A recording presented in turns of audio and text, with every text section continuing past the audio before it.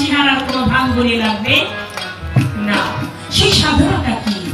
গানে বলেছেন, কোন বর্ণ হইলে উদয় আজরাইল এসে বাঁধবে আমায়।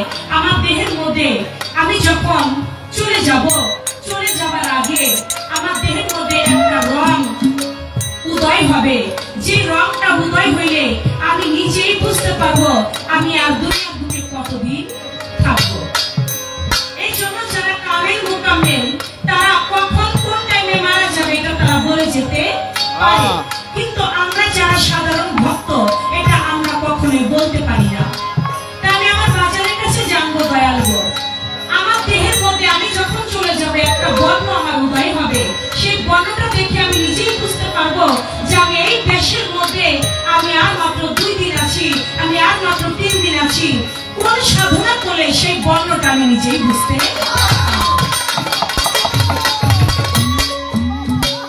এই গান থেকে আমার গুরুজির কাছে 2টি বিষয়বস্তু রইল। আমার গুরুজি বলবেন সূরা আর রহমান 17 নং আয়াতের মধ্যে বলেছেন রাব্দুল মাগরিবাইন রাব্দুল মাশরিক আইন। এখানে বলা হয়েছে 2টা পূর্ব এবং 2টা পশ্চিমের কথা। তবে আমরা 2টা পূর্ব 2টা পশ্চিম কিন্তু কেউ পাই না। আমরা কি পাই? একটা পূর্ব, একটা পশ্চিম, একটা উত্তর, একটা দক্ষিণ, এটাই আমরা পাই। কিন্তু সূরা আর রহমানের মধ্যে যে 2টা পশ্চিমের কথা বলেছে, 2টা পূর্বের কথা বলেছে, দয়াল গো এই 2টা পশ্চিম কোথায় এবং 2টা পূর্বই বা কোথায়? আমরা যত দূরে যাই, আচ্ছা আমরা যদি কেউ জিজ্ঞাসা করি যে পশ্চিম কোন দিক, আচ্ছা আমি এখন যেখানে আছি এটা পশ্চিম কোন দিকে, এইদিকে না নাকি এইদিকে? ডাইনে না? ডাইনে পশ্চিম। আচ্ছা আমি যদি জিজ্ঞাসা করি পশ্চিম কোন দিক, আমাকে যে আপনারা দেখাই দিলেন পশ্চিম হলো এই দিক। আবার এই দিকে গিয়ে আমি যদি আমেরিকা থেকে কেউ জিজ্ঞেস করে পশ্চিম কোন দিক, দেখাই দিবে পশ্চিম এই দিক। আবার মালয়েশিয়া থেকে জিজ্ঞেস করি পশ্চিম কোন দিক, দেখাই দিবে এই দিক।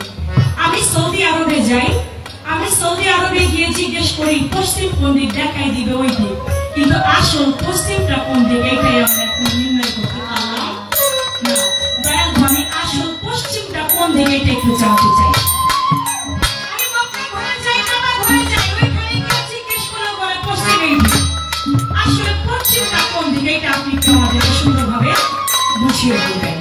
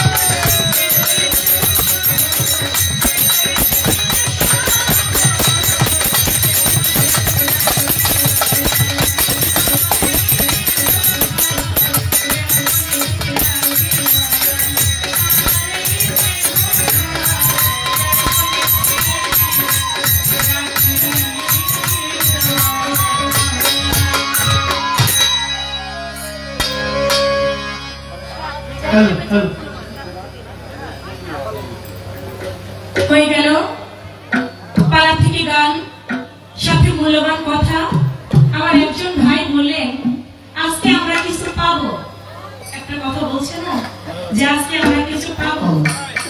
আমরা কিছু পাবো বিধায় পাওয়ার জন্য একটা ব্যবস্থা আমি করলাম। এমন ভাবে একটু টাইট করে আগে জাহিদ ভাই বলছে একটু ফাইট করে জিগায় যাতে দয়ালে কোনোভাবে আজকে না ছুটতে পারে। তা আমি তো বাইরে রাখছি দয়ালে যাতে না ছুটতে পারে। আশা করছি যে কথাগুলি জিজ্ঞাসা করা হয়েছে এটা যদি দয়াল পূর্ণাঙ্গ তথ্যভাবে বলে আমাদের এই কথা থেকে আজকে অনেক কিছু পাওয়া হবে ইনশাআল্লাহ। তো দয়াল খুবই সুন্দরভাবে আমাদেরকে বোঝাবেন। এবার আমার শিষ্য ভাবটিকে আরেকটি গান রেখে বসবো।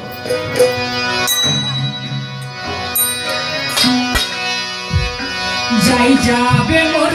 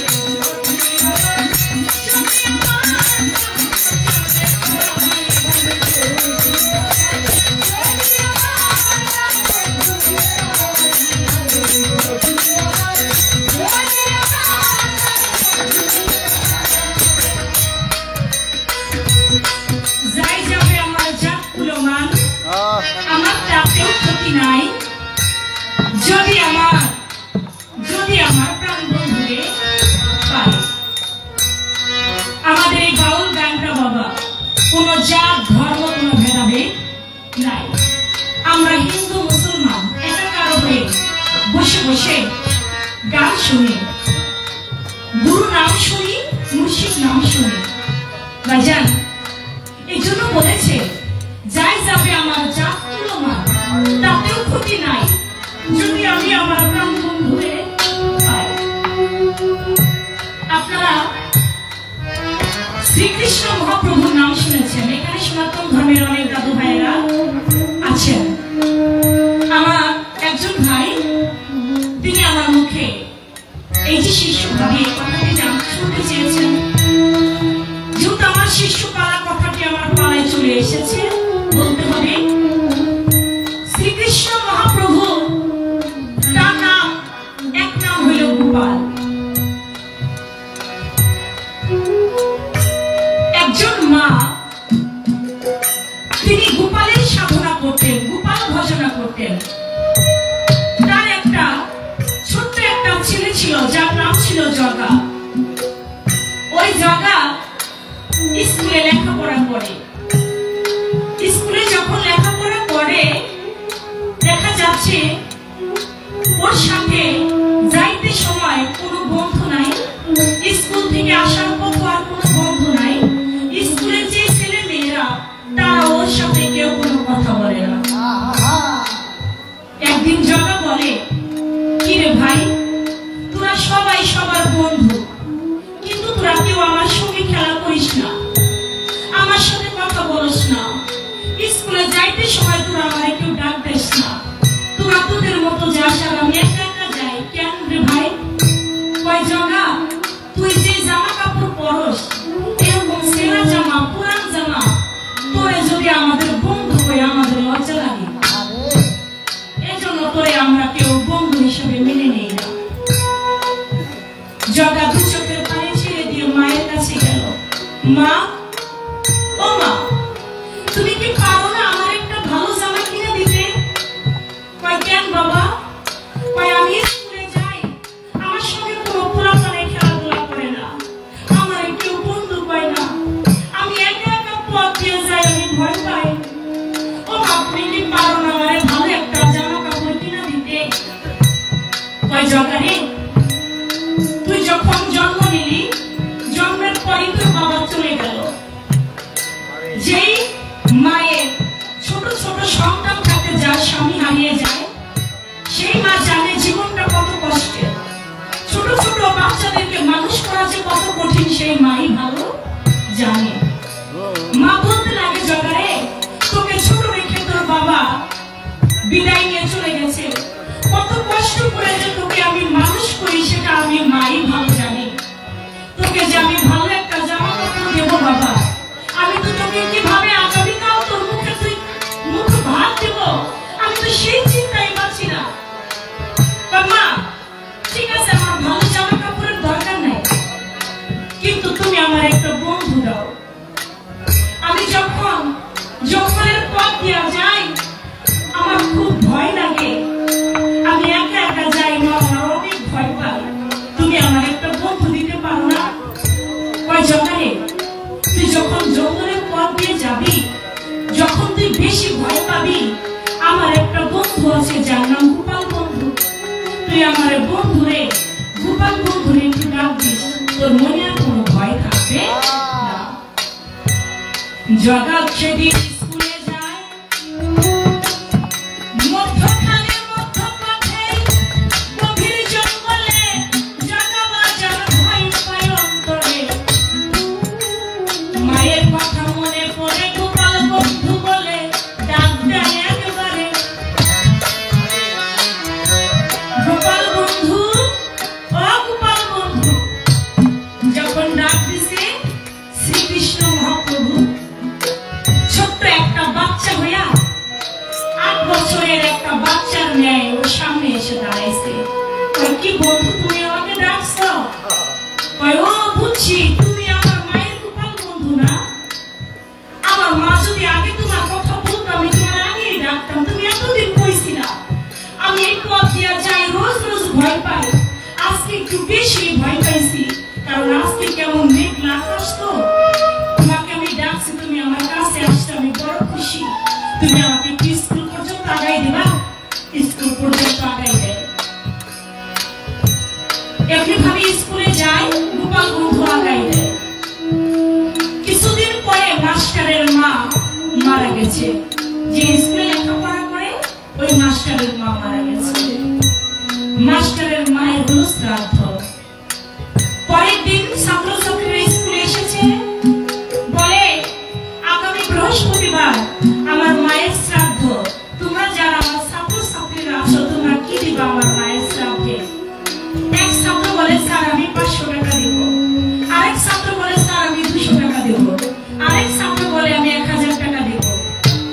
এবার জগাকে জিজ্ঞেস করছে, জগা তুমি আমার মায়ের শ্রাদ্ধে তুমি কি দিবা?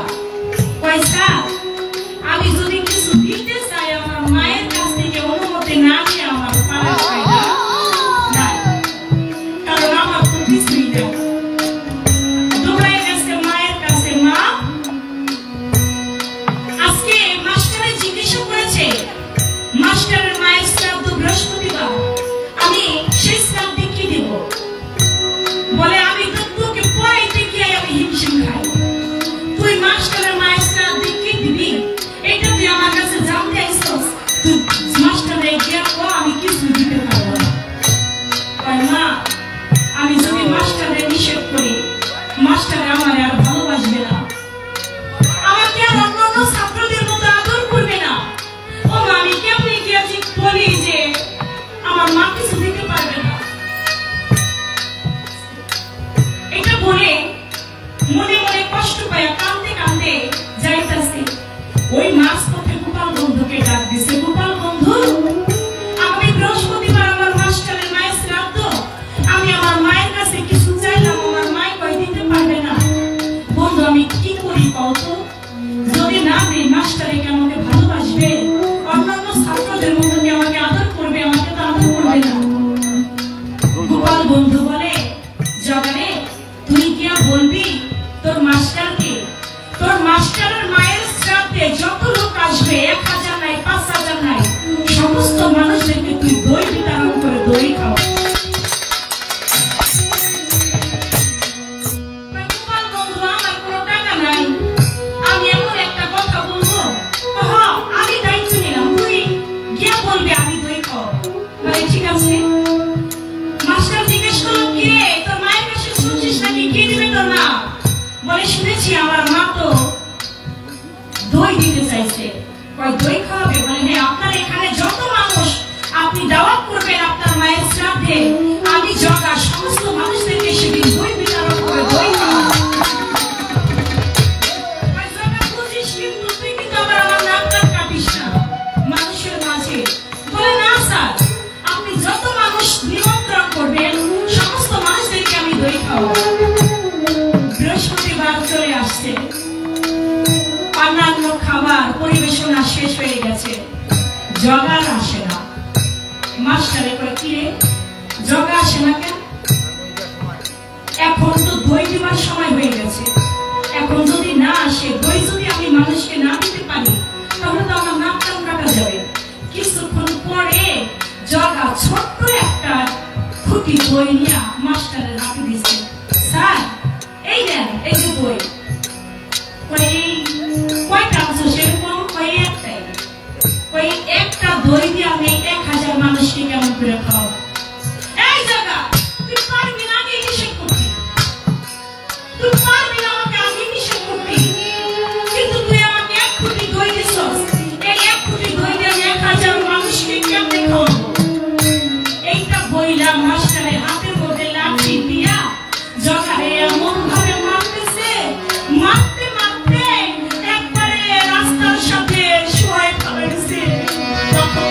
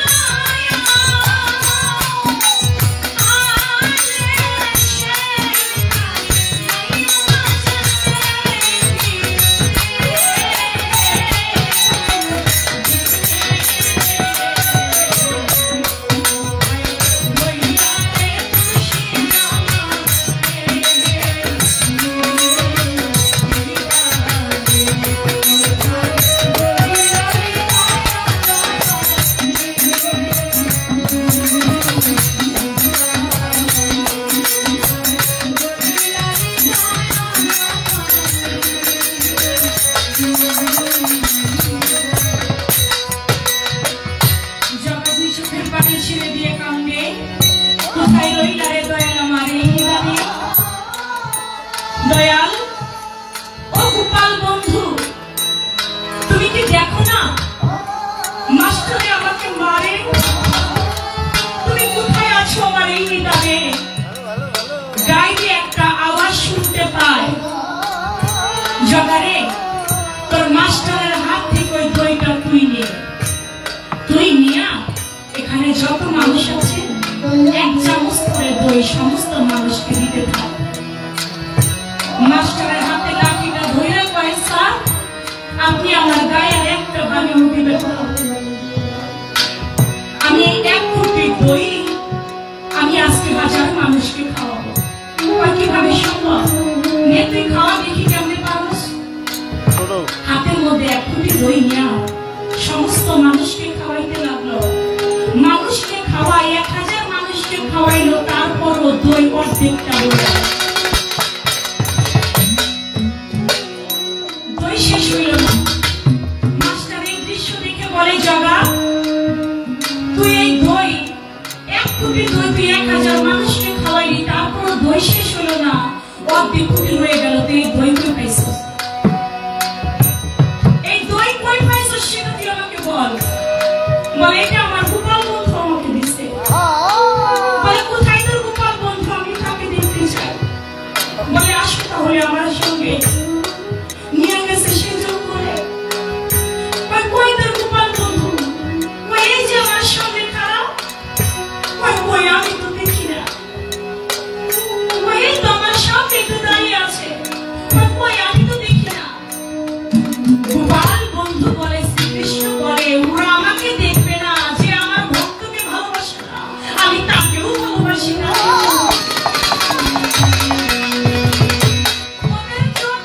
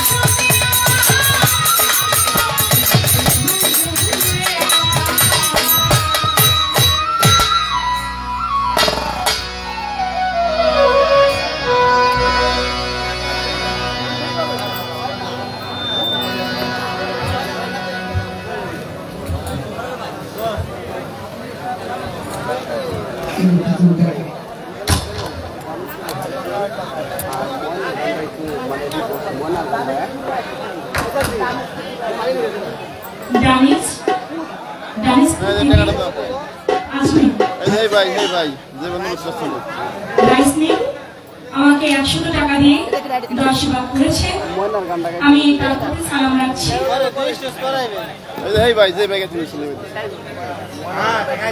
নাম কি ভাই নামটা জানেন হ্যাঁ শহীদ মিলা তিনি আরো 200 টাকা দিয়ে 10 ভাগ করেছে তার প্রতিও আমি সালাম রাখছি এখন বোতল লাইছি আরে ফুলু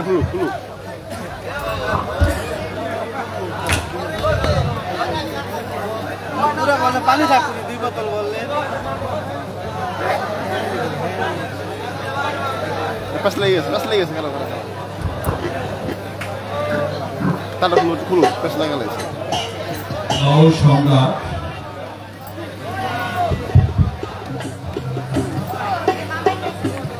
সরকারের গানে সদস্য হয়ে এক ভক্ত উজ্জ্বল গ্রামের কাজী শিমুল হোসেন তাকে 500 টাকা দিয়ে পুরস্কৃত করেছে। রাজবাড়ী থেকে ইয়াসমিন চন্দ্র সরকারের গানে সদস্য হয়ে আরো 200 টাকা দিয়ে পুরস্কৃত করেছে। মোহাম্মদ আজিজ সম্রাটের গানে সন্তুষ্ট হয়ে 100 টাকা দিয়ে পুরস্কৃত করেছে। এই অনুষ্ঠানের যিনি প্রধান ভদ্রতারী তিনিও গানে সন্তুষ্ট হয়ে 100 টাকা দিয়ে পুরস্কৃত করেছেন। আমাদের আর একজন ছোট ভাই শেখ কামাল খুব ভালো মনের মানুষ, তিনিও এই গান ভক্ত, তিনিও এই গানে সন্তুষ্ট হয়ে 200 টাকা দিয়ে পুরস্কৃত করেছেন। সকলকে ধন্যবাদ। নাদিম আজকে সুযোগ পেন মন ভাই ধন্যবাদ চিত্রদের টাকা দিয়ে টাকার মাধ্যমে সম্মানিত করেছেন দোয়া রেখেছেন তাদের প্রতি যারা আগে বসে দাঁড়িয়ে আমার মা বোনেরা গান শুনছেন সকলের প্রতি সালাম শ্রদ্ধা রইল ধন্যবাদ। বিসমিল্লাহির রহমানির রহিম। সেই সাথে আমার পাগল শাহিন এটা হলে রশিদ চারের পাগল চন্দ্রা সরকারের গান শুনে চাহিদা গুলো চাপ প্রমাণ তাতেও ক্ষতি নাই যদি আমার পান বন্ধুরে শুনে জোরাইল মনো পান চন্দ্রা সরকারকে অনেকগুলো টাকা দিয়ে বলল সম্মান। ধন্যবাদ সবাইকে।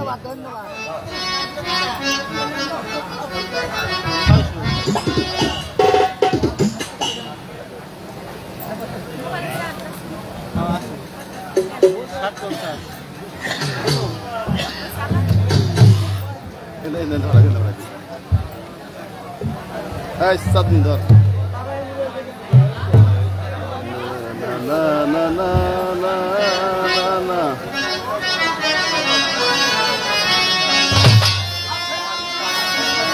আমি আসি আমি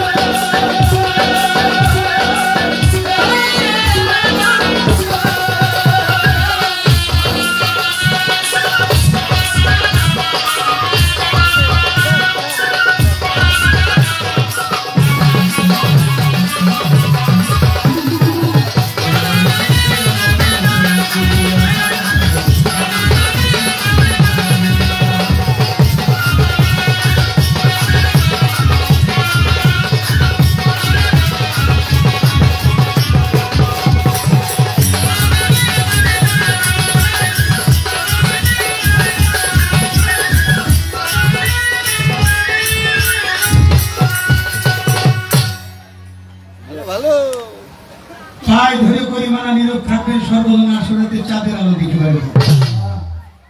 সূক্ষ্ম সুবিচার ধর্ম সবাই চাই, কথার পৃষ্ঠে কথা নাই, গানের পৃষ্ঠে গান নাই। ওই গানে কোনো সুখ সুবিধা নেই। কথার পৃষ্ঠে কথা বলা, গানের পৃষ্ঠে গান বলা, তা না হলে পাল্লা করা। যেমন ঝগড়ার আগে ঝড়ের আগে ধরে মাথা, ঝগড়ার আগে তেরা কথা। গাছের মাথায় শুকনা পাতা ঘষা দিলে জলে, দুই দলে পাল্লা লাগলে লোকে প্রথমে দেখছে কিছু বলে। লক্ষ্য করেন, তাই আমার যিনি ভক্ত, যিনি চন্দ্রা সরকার নামটি জানি, তিনি বলো শাস্ত্রে গেলে শাস্ত্রের অভাব নাই। নতুন করে আমার কাছে অনেকগুলো কথা জিজ্ঞাসা করে যায়। তার প্রথম জিজ্ঞাসা, আমার এই দেহের মধ্যে আবু হায়াতের পানি কোথায় আছে? একটা নামাজ, একটা রোজা আদম জাতের করলে সারে চিনগা মানুষ ধরে। কবি জালালউদ্দিনের মুখের বাণী, আবু হায়াতের পানি দেহের মধ্যে আছে জানি, চিনতে কয়জন পারে? একটা নামাজ, একটা রোজা আদম জাতের করলে সারে। একটা নামাজ পড়লে যদি হয়, তাহলে আমরা 5 ওয়াক্ত নামাজ কেন করি? রোজা যদি একটা হয়, তাহলে আমরা 30টা রোজা কেন রাখি? আমার কি আল্লাহর নাম হইল 99টা, একটা খাস নাম আছে, এই নামটা কি? তারপরে সূরা আর-রহমানের মধ্যে 2টা পূর্ব 2টা পশ্চিমের কথা বলা হয়েছে। আমার দেহে পূর্ব পশ্চিম উত্তর দক্ষিণ কে কোন দিকে থাকে তার পরিচয় দিতে হবে। তারপরে আমার যখন মরণ নিশানা আসবে, আগের মানুষেরা বইলে হয়ে যেতে পারতো, তার একটা নিশানা দেখত। আমি যেদিন বিদায় নিয়ে চলে যাবো, আমার মৃত্যুর নিশানাটা কেমন হবে? আর আছে নাকি? আচ্ছা বাবা, এই কথাগুলি জানা দরকার আছে না? মানুষ অনেকেই চার দোকানে চলে গেল, অনেকেই বাড়ি গেল, করুন কি? গান গাইতে গাইতে কোনো বাড়ি পর্যন্ত যাবো না? যারা আছেন তারা একটু টাইটে বসবে। আজকে প্রশ্ন খুব টাইট, মনসে হইতেছে তত্ত্বের ভাই। আপনারা জ্ঞানীজন, আমরা করব বর্ণনা, আপনারা করবেন বিবেচনা। এটা কিন্তু ছেলে খেলার গল্প না। বিপদে পড়ে গেছি। ও তারপর আমার দেহে কত হাড় রক কিসের জোড়া? চামড়া তো ছাউনি, হাড় রকের সংখ্যা কত? তারপরে আমার নিদানে পড়ে গেলে দয়াল উদ্ধার করবে কিনা? এখন মোটামুটি সিজন টাইম তো, মাঝা জিজ্ঞেস করছে, তাতে যদি আমি জবাব দিই খুব একটা খারাপ হবে না। আমি তো মেয়ে মানুষ, মা ডাকি, তুমি বলতে পারি না। তবে বেশি করে প্রশ্ন করে একটা সুবিধা আছে, বক্তা সেই ভালো যে অল্প কথায় বেশি বুঝাইতে পারে। আমার মোশাররফ ভাই মন চাচ্ছে, অনেক কথা কিন্তু বলে না, অনেকক্ষণ বক্তব্য দিতে পারত। তার বচন ভূমিতে 2 কথার মতো দিয়ে বক্তব্য শেষ করে দিয়েছে। আপনাদের গানের যাতে কোনো ক্ষতি না হয়। একটা সালাম দিছে, আমার মোশাররফ ভাইয়ের সালাম নিন, আবার সালাম নিন, ধানের শীষে। আমি এবার বলছি যে আপনারা যেখানে নিরাপদ থাকবেন সেইখানে ভোট দিয়ে, আমি ওনার একটা সম্মতি দিচ্ছি, এটা ইশারার খাওয়া। যারা পাগল গোসল দাড়ি কাটতেছে, মাজার ভাঙতেছে, দেখে দেখে আপনারা তরিকতের মানুষ, এই মাজার রক্ষা করতে গেলে বিএনপি ভোট দেবেন, পরিষ্কার। তারপরে যেখানে প্রশ্ন আবু হায়াতের পানি, নবীজি কান দিয়ে বলে, এলাম দুনিয়া চলে দেখো মৎস্য কমিলে কি ভাবে জীবের হায়াত বাড়াইতে আসি, জীবে মনে দেয় ফাঁসি, কেমনে আমি বাসি প্রাণ যায়। হায়াতুল মুরসালিন, হায়াতে নবী জিন্দা আছে। এই হায়াত কবে কিসে? যে পানিতে মানুষের জন্ম হয়, করলে তার অপচয়, ওই মানুষের হায়াত কাটা যায়। বাবা, একটা নামাজ, একটা রোজা কি? 6টা হাড়ের জোড়া, ৭২,০০০ নারী করতেছে সবাই আড়াআড়ি, এই চামড়ার পিছিয়ে বেষ্টনী দিয়া। পূর্ব পশ্চিম উত্তর দক্ষিণ। আপনার দক্ষিণটা হলো আপনার দেহের মধ্যে দক্ষিণ হস্ত হলো ডান হাত, আর পশ্চিম হইল দক্ষিণ যদি ডান হাত হয় তাহলে উত্তর হইল বাম হাত। দক্ষিণ উত্তর, পূর্ব হইল আপনার সামন সাইড, আর পিছের দিকটা হইল পশ্চিম। এই তো পূর্ব পশ্চিম উত্তর দক্ষিণ চার কোণা। পূর্ব দিকে উদয় সূর্য হয় আর পশ্চিমে সূর্য ডুবে যায়। উত্তরে হিমালয় পর্বত পাহাড়, দক্ষিণে মহাসাগর। আমার মধ্যে আছে দক্ষিণে সাগর আছে, এই যে নাসিকার ডান চলে গেছে ভিতরের দিকে, সাগর না, মহাসাগর। আর একটা সাগর হলো জ্ঞানের সাগর। আপনার জ্ঞানে আপনি ঘুরে থেকে উঠে কোথায় পাল্টা রাখবেন আপনি জানেন। কোন গাছের পরে কোন গাছ, বাথরুম কোন দিয়ে, কোন মাছের পরে কোন মাছ, কোন মানুষের কি চেহারা, কোন মানুষের কি নাম, আপনি যদি হিসাব করেন জ্ঞানের সাগরে কোন তলই খুঁজে পাবেন। এই জন্য ইংরেজিতে একটা সেন্টেন্স আছে, words meditation on the words better than 70 care. এক ঘন্টা একজন জ্ঞানী লোকের সঙ্গ করা 70 বছর একগত ইবাদত হইতে পারে। এক জমানা সহবত মানুষ আউলিয়া হইতে পারে যদি মহব্বতের সাথে সহবত। শুনবার দিস বাবা, আগে কথা বলে ভাঙে নেই। একটা নামাজ, নামাজ কয়টা? নামাজ একটাই, ওয়াক্ত 5টা। কিন্তু নামাজ হইল মূলত নামাজ হইল কোরআনের মধ্যে সূরা মাইদের 23 নম্বরে আল্লাহ বলছেন, ও আল্লাযিনা আমানু সালাতে উদাইনু। তুমি সর্ব সময় সালাতে ডুবে থাকো। এই যে আধ্যাত্মিক সালাত, এটা গুরুর কাছ থেকে শিখতে হয়। এটা হলো সালাতে ডুবে থাকো সর্বক্ষণ। কিভাবে? শ্বাস প্রশ্বাসে। কিভাবে শ্বাস প্রশ্বাস? এই যে দমটা বেরিয়ে যেতেছে এটা হলো প্রশ্বাস, আর ভিতরে যেটা যায় এটা হলো শ্বাস।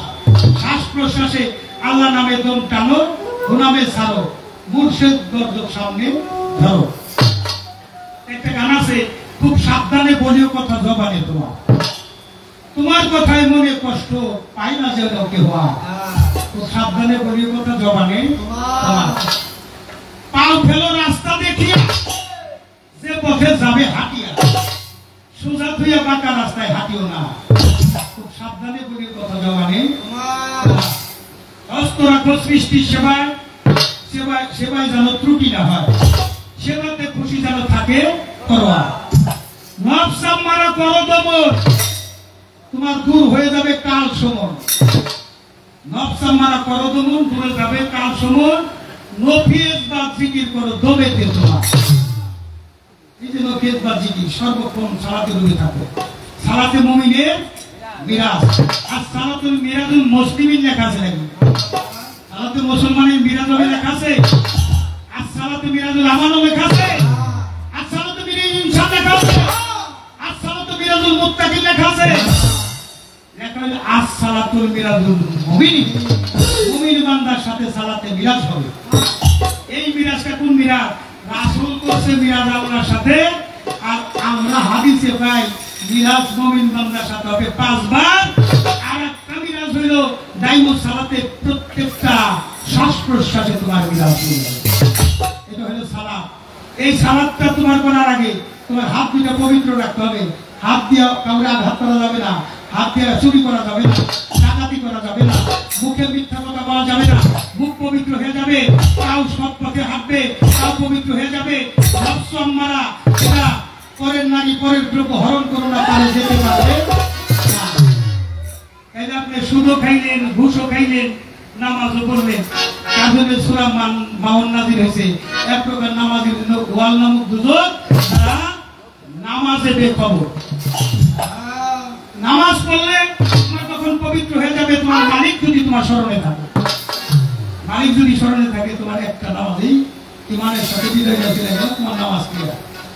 রোজা, রোজা হলো ফার্সি শব্দ, আরবি শব্দ হলো আত্মসংযম। আত্মসংযম হলো স্মরণীয় দমন। স্মরণীয় দমন, এখানে একটা গানের কবিতা আছে, রোজা রেখে দিনের শেষে সামনে নিয়ে ইফতারি। মনকে দেখাইলাম আমি করলাম কত সবুর, আমার সবুর হয় না রাত্রিবেলায়। মন আমার ইফতার করতে চায়, কি হবে তোমার দিনের রোজায়? আসল রোজার মাথায় হায়াতুল মুরসালিন নবী হায়াতে জিন্দা থাকলো, আপনি অপচয় করলেন না।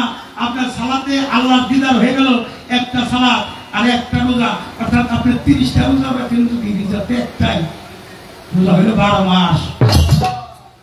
এটা হলো উপবাস। কি উপবাস? দেখে শুনে চলতে হবে। জানলে তত্ত্ব বলা যায় না, বললো গজব নাজিল হয়, গোপনের ভেদ বলা সহজ। তারপরে একটা কথা বলে যে একটা গান গাইবে, কিসে আমার দেহটা কাটি থাকবে।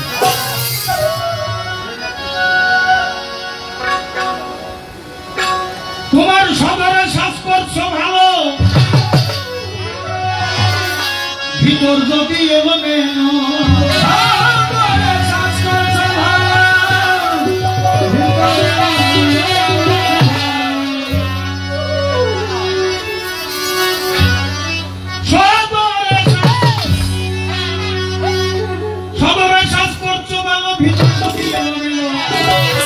ভিতরটা রাখতে হবে পরিষ্কার। সে ঘরটা হলো যাবার দেহ ঘর, যে ঘরটা সুন্দর রাখা দরকার, সে ঘরটা হলো যাবার দেহ ঘর, সে ঘরটা পরিষ্কার রাখা দরকার।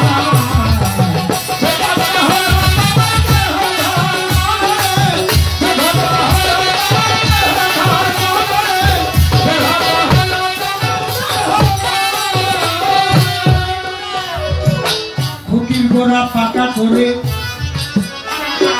দোল লাগা খুঁটির উপরে, খুঁটির গোড়া পাকা করে, আবার দোল লাগা খুঁটির উপরে, ওই রুইয়া পাতাও ঘরের চাল, রুইয়া পাতাও ঘরের চাল, নামের বেড়া দিয়ে সত্যবার, ওই নামের বেড়া দিয়ে সত্যবার।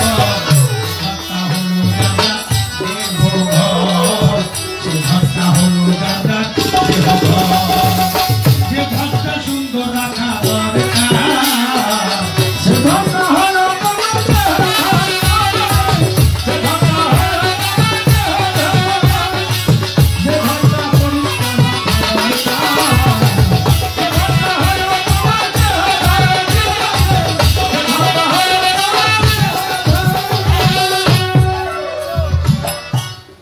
ঘরের মেঝো রাখো পরিপাটি, যাতে ঘরটা থাকে খাটি, বাবারের মেঝো রাখো, আমানত রক্ষা করো। আমানত খেয়াল কেন পছন্দ, একটা ইমান আমানত, একটা ধ্যান আমানত, একটা জবান আমানত, আর একটা রতি আমানত, আর একটা আমানত স্বামীর আমানত স্ত্রীর কাছে, স্ত্রীর আমানত স্বামীর কাছে, একজনের আমানত আর একজনের কাছে, এটা আমানত, এটা রক্ষা করতে হবে। মেজো রাখো পরিপাটি, যাতে ঘরটা থাকে খাটি,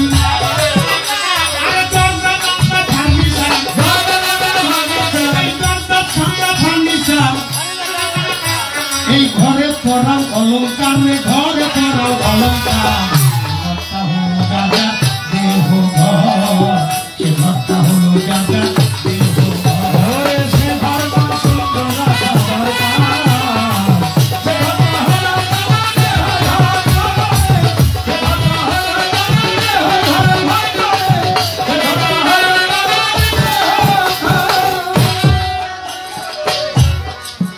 এই ঘরের মালিকের বাধ্য করে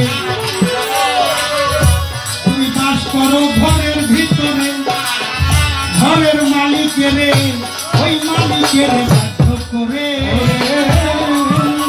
তুমি বাস করো ঘরের ভিতরে। সরকার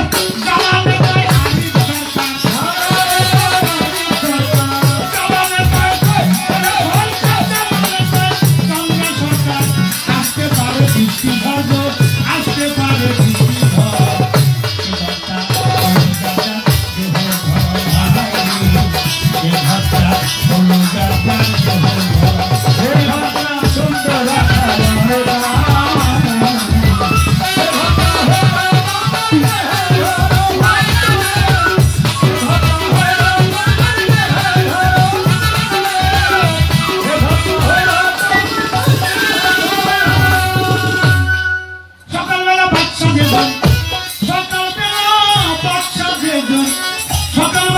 সাজে দল ফকির সংগ্রামে না এই তো বিধির খেলা এই তো বিধির খেলা রে ভাই এই তো বিধির খেলা এই তো নদীর খেলা রে ভাই এই তো বিধির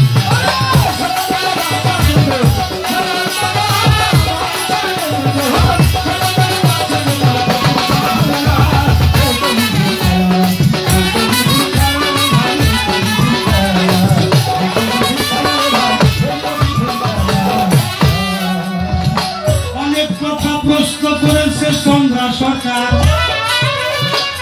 প্রত্যেক কথা জবাব দেওয়ার জালালের দরকার হবে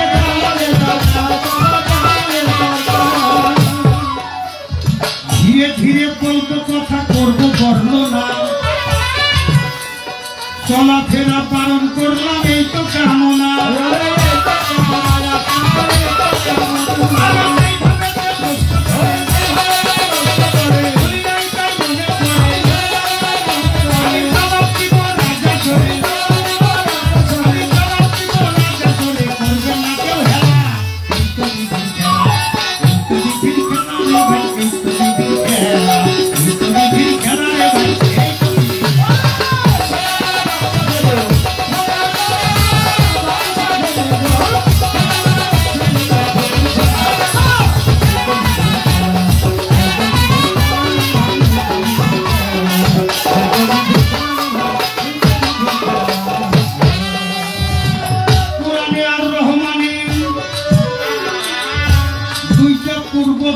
পশ্চিমের কথা কয় জানা থাকবে জালাল সরকার জবাব দেওয়া না ধীরে ধীরে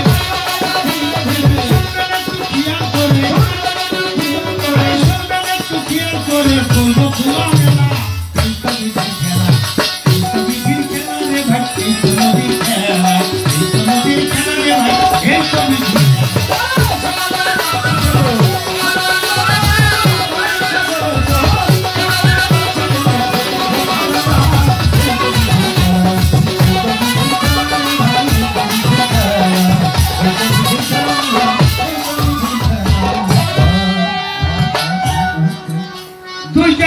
দুইটা পশ্চিম একটা সুর কীর্তন একটা কথা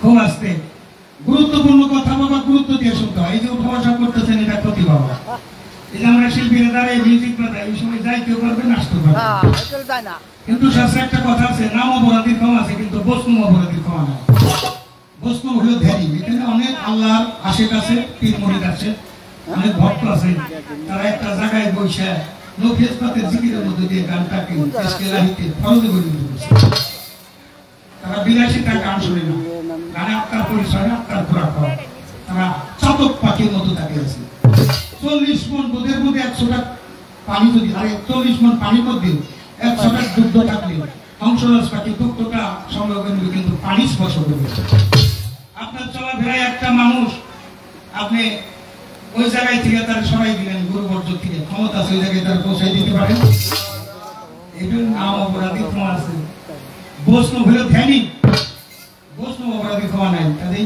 অপরাধ ধর্ম খরিদ করতে পারলাম না সমস্যা নাই কিন্তু কোনো অধর্ম যেন বাড়ি পর্যন্ত না পৌঁছে এক পালা গান শোনার পরে 2-4টা কথা যদি খরিদ করে নিয়ে যেতে পারেন এটা আমি মনে করবো চন্দ্র সরকার জালাল সরকারের গানের একটা সার্থকতা দুইটা পূর্ব একটা পূর্ব আমাদের পৃথিবীতে পূর্ব দিক আর একটা হলো পশ্চিম দিক চুম্বক কোন দিকে থাকে উত্তর দক্ষিণ মেরুদণ্ড হয়ে থাকে দিক নির্ধারণের জন্য চুম্বকের পরিচয় উত্তর দক্ষিণ মেরুদণ্ড হয়ে থাকে কিন্তু আপনি যখন আধ্যাত্মিকের মধ্যে আসবেন আপনার কাছে দক্ষিণ হাত হলো দক্ষিণ হাত দক্ষিণ হাতের বন্টন আপনার সুন্দর থাকতে হবে এটা লিখতেছে আমল নামা ডান পাশে একজন ফেরেশতা আছে কিরামন আর বাম পাশে খারাপ আমল নামা লিখতেছে কাতিবি দুইজন দুই পাশে আছে লিখতেছে আপনি যা করেন সবই সে দেখে আপনি মনে মনে কইলে আল্লাহ শুনে না আমি যা করি দেখে না ফাঁকি দেওয়ার কায়দা নাই এজন্য যা করবেন খুব হিসাব করে করবেন এইখানে আরেকটা পূর্ব আছে সে পূর্বটা কি এটা হলো আধ্যাত্মিকতা নাকের দুই পাশে দুই ফোড়া এটা হলো ভোটক্রান্তির গোড়া নাকের দুই পাশে দুই ফোড়া এটা ভোটক্রান্তির গোড়া ডাইনেইরা বামে পিঙ্গলা সমান সমান থাকলে সুসংবাদ। তুমি ডাইনের যাত্রা শুভ করো। আল্লাহ কোরআনের মধ্যে বলেছেন, আমি বাতাসের মাধ্যমে জীবের সুসংবাদ দুঃসংবাদ পৌঁছে থাকি। সুসংবাদ ভালো সংবাদ, দুঃসংবাদ খারাপ সংবাদ। বিজ্ঞান আবিষ্কার করছে ব্যারোমিটার। আগামীকাল রোদের তাপ কত থাকবে, মেঘের অবস্থা কি, সমুদ্রে ঘূর্ণিঝড় উঠছে, তার গতিসীমা কত, কয় নম্বর সিগন্যাল দিতে হবে, 1 নম্বর, 2 নম্বর, 3 নম্বর, 4 নম্বর, 5 নম্বর। এরপর মহাবিপদ সংকেত, নৌ চলাচল বন্ধ, যান চলাচল করা যাবে না। সবাই দেখবেন যার যার মতো নিরাপদে আশ্রয় নিতেছে। কিসে? এই সিগন্যালে। আপনার ঘরের মধ্যে সিগন্যাল আছে। কি সিগন্যাল? আমি রওনা দিতে চাই, কিন্তু আমার হযরত আলী ভাই কয়, মেয়ে ভাই এখন রওনা দিয়ে না। আমি দিন না কেন? কয় দিয়ে না, দেখেন আপনি সময়টা দেখেন। উনি দেখি নাক টিপে দিল, নাক টিপে দিল। কি দেখলো? উনি আমার কইল, ডান পাশের যাত্রাটা হলো শুরু। দুইটা পূর্ব, দুইটা পশ্চিম। এই যে পূর্ব, এইটা পূর্ব। ডাইনের যাত্রা আপনার শুভ করবে। উঠবেন, ডান নাকে নিঃশ্বাস ধরে উঠবেন। দেহটাকে পরিপক্ক রাখতে গেলে মাটিটা পায়ের মধ্যে ফেলাইবেন। এই মাটিও একটা মা। অ্যাডভাইস করি বাবারা, খারাপ দিকে নিন না। একটু মার চেহারাটা মাটির মধ্যে দেখে এই 3 টাঙ্গি মাটিতে নামাইয়া মা কয়ে ডাক দেন। মা সারাদিন তোর বুকে চলাফেরা করবো, যান চলাচল করবো, চালাবো, চাষাবাদ করবো। তোমার সন্তানদের তুমি দেখে, সন্তানদের দেখে এটাও একটা মা, এটাও করবো। আমার এই মাকে সালাম করার পরে যে মায়ের গর্ভ থেকে আপনি আসছে, মায়ের কদম বুঝ করা জান্নাতের চোখাতে চুমা খাওয়া শোনা। মা বাবার কদম বুঝ করা, কদম শব্দ তো পা বুঝলে শোনা দেয়। তুমি দুইটা দিয়া যারা তরিকতপন্থী মানুষ, বাবাকে কদম বুঝ করবেন কেন? মা বাবার রহমতের হাত যদি কোনো সন্তানের উপর বোলায় দেয়, ওই দেহটা থাকে নিষ্পাপ। নিষ্পাপ দেহের বন্দীকে আল্লাহ আপনি একা গেলেন তাতেই হবে না। ধর্ম করতে একজন সহধর্মী নিয়ে যাবে। বাবা বাউল সম্রাট রশিদ সরকার আমার হাকিম গান লেগেছে, বিয়ে করলে বউ পাওয়া যায় কিন্তু সাথী মিলে না, কি দিয়ে করি বোধ হয় তোমার সত্য সাধন। বৌমার স্ত্রী দেহ নষ্ট করার স্ত্রী, আর যদি সহধর্মিনী হয় তার ধর্ম সাথে সাথে হয়ে যায়। আপনার সহধর্মীকে নিয়ে গেলেন, এই যে সকালবেলা শুরু হইল আপনার নামাজ। আপনি সকাল যেদিন আপনি পৃথিবীতে আসছেন, আর সন্ধ্যা যেদিন আপনি বিদায় নিয়ে চলে যাবেন। এই সকাল সন্ধ্যা মালিককে স্মরণ করতে হবে। এদিকে সকাল সন্ধ্যা একটা আর একটা পবিত্র হয়ে যান। আপনার আমল নামার বাহিরে কিছুই যাবে। এসি গাড়ি লাগাইছেন, 10-12টা বিল্ডিং এর মালিক হয়েছে, একটা নাট খুলে দিব বাবা, হাবু কর না কে দিব? জায়গা কতটুকু লাগে? মাত্র 3.5 হাত। কাপড়ের পকেট আছে, কিছু দিয়ে দিব না। তাহলে যাদের জন্য আমি এত কিছু করতেছি তারা কেউ সাথে যাইবো? যাবেও না। তাই পরিষ্কার হয়েছে মরণের নিশানাটা কি আসবে? পূর্ব পশ্চিম গেল, এখন মরণের নিশানার জন্য আমার আর একটা দাম। দলদিদের বসতে দেন, এই গানটা খুব খেয়াল করে শুনবে। যে নিশানাটা কি মরণের নিশানা? পূর্ব 2টা, পশ্চিম 2টা পাইছে? ডাইনে বামে, উত্তরে দক্ষিণে, পূর্ব পশ্চিমে কে থেকে পাইছেন? এইবার আসেন আমার কাছে, মরণের নিশানাটা দেখে কয়ে বলে কয়ে যেতে পারে। একটা গান রাখি, তারপরে 2টি কথা মৌখিক কথা বলব। তওবার দরজা বন্ধ হবে, আজরাইল সামনে দাঁড়াবে, শ্বাস প্রশ্বাস বন্ধ হয়ে আসিবে তোমার, চারিদিকে নেমে আসবে, চারিদিকে নেমে আসবে ঘোর। তওবার দরজা বন্ধ হবে, আজরাইল সামনে দাঁড়াবে। তওবার দরজা বন্ধ হবে, আজরাইল সামনে দাঁড়াবে। তওবার দরজা বন্ধ হবে, আজরাইল সামনে দাঁড়াবে, শ্বাস প্রশ্বাস বন্ধ হয়ে আসিবে তোমার, চারিদিকে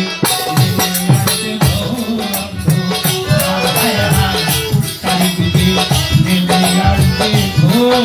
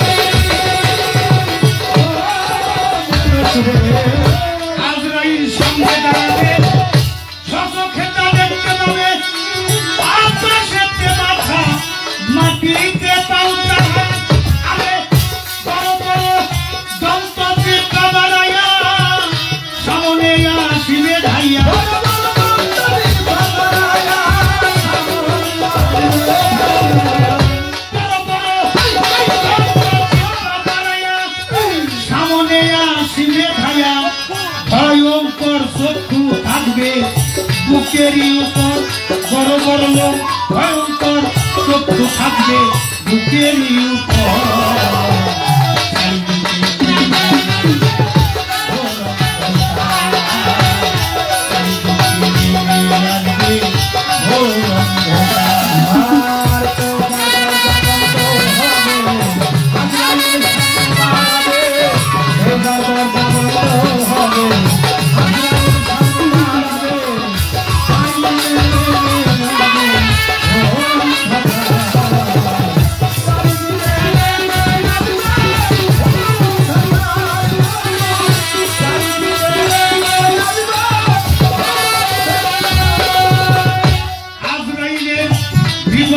চেহারা দেখাইয়া পাখিটা যাবে পালাই বাচ্চা গায়া থাকবে না তোমার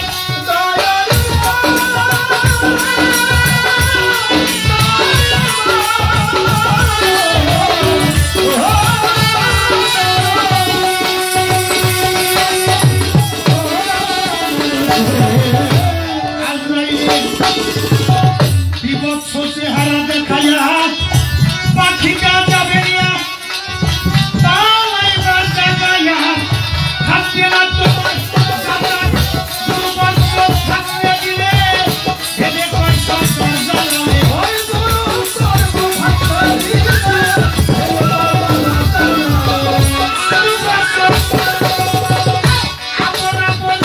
দুর্বর্ষ থাকতে দিলে ভেবে কয় সরকার চালাবে মুর্শিদ রূপে আজরাইলে দাম লইবে তোমার বাবারে মুর্শিদ রূপে আজরাইলে দাম লইবে তোমার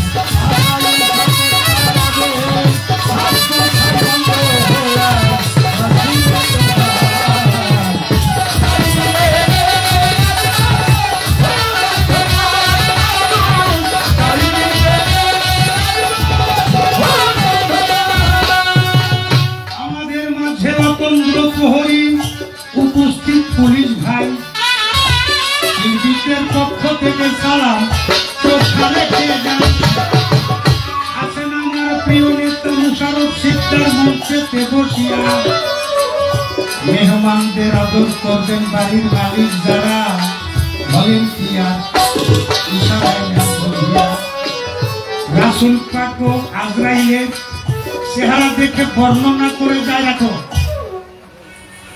আজরাইলের বর্ণনাটা করছে তার কি চেহারা আমি কিন্তু গানের মধ্যে সেই বিশ্লেষণ দিয়ে দিচ্ছি তওবার দরজা তওবা করবেন সেই সময়টা থাকবে না অন্ধকার চারিদিকে নেমে আসবে গর্জন যেমন বিদ্যুতে যখন গর্জন করে তখন একটা আতঙ্ক হয়ে যায় মানুষ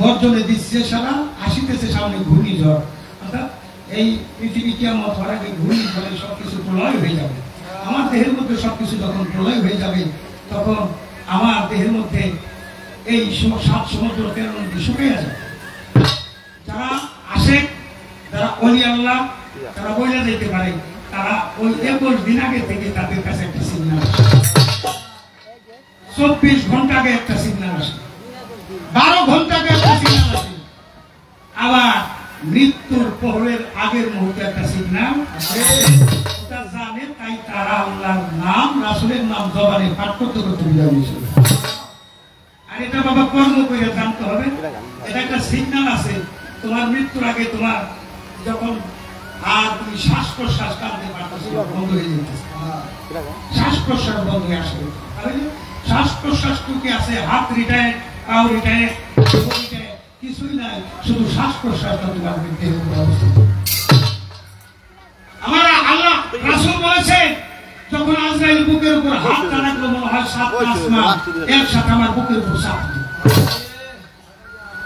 আজরাইল নিয়ে যাবে তার কোনো দয়া মনে নাই বিভৎস চেহারা আসমানে তার মাথা জমিনে তার পাও থাকবে বিভৎস চেহারা দেখাইয়া তোমার জানটা দিয়ে যাবে তবে গুরু বর্জকটা তোমার দিলে যদি থাকে আপনার গুরু বর্জক থাকলে দিলে ভেবে কয় সরকার না মুর্শিদ রূপে আজরাইলে জান লই দিত না। এই যে তুমি যেখান থেকে পার হইতে চাইতেছো, আমার খাজা বাবার একজন বাইক জাহাজে একটা ভক্ত ছিল, বুড়ি হয়ে যাওয়ার সময় দিতে পারে না, তো খাজা বাবা খ্যাত মতো খুব খুশি হয়েছিল। বলছে বাবা রে, কোনো কঠিন বিপদ যদি পড়ো তুমি আমাকে স্মরণ করো। ও জাহাজ চালাইতে গেছে, ৬,০০০ যাত্রী, তাই ধরলাম তো কথা বলে ৬,০০০ যাত্রী জাহাজের মধ্যে। একটা সাইক্লোন আসতেছে, অনেকক্ষণ যন্ত্র দিয়ে দেখতেছে সামনের দিকে ঝড়টা যত দূর, পিছের দিকে যদি কিনারায় যাইতে যায় পারে তাও অত দূর। তখনও চিন্তা করলো আমি সামনের দিকে যাব, যেহেতু আমার যাত্রা করেছি আমি সামনের দিকে যাব। একসময় ঘূর্ণি ঝড়াইসা ওই জাহাজটাকে সাইডে ঘুরাইতে যখন ঘুরাইতেছে তখন মনে করছে খাজা বাবার জাহাজটা শূন্য করে উপরে উঠেছে, উপরে উঠে ঘুরাইতেছে, হাইল মাল্লা ছাইয়া দিয়া খাজা বাবার চরণে ভক্তি দিয়া বলো, খাজা বাবা তুমি যা বলছো কোন কঠিন বিপদে পড়লে তুই আমাকে স্মরণ করবি। ও খাজা মঈনুদ্দিন চিশতি, ৬,০০০ যাত্রী আমার জাহাজের মধ্যে, এর থেকে মহাবিপদ আর আমার কাছে নাই। ভক্তি দিয়া বইয়া তখন দুই চোখের জলে খাজা বাবা বেড়ার দিছে।